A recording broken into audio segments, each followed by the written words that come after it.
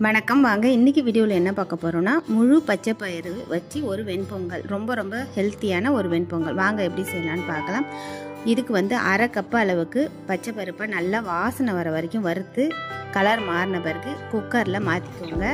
1 cup அளவுக்கு பச்சை அரிசி ரெண்டையுமே நல்லா கழுவிட்டு 5 கப்பு அளவுக்கு தண்ணி வச்சுக்கோங்க.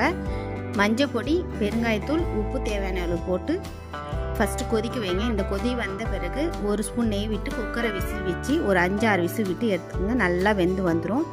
இதுக்கப்புறமா நம்ம தாளிப்பு கொடுத்துக்கலாம். ஒரு கிளறிக்கோங்க.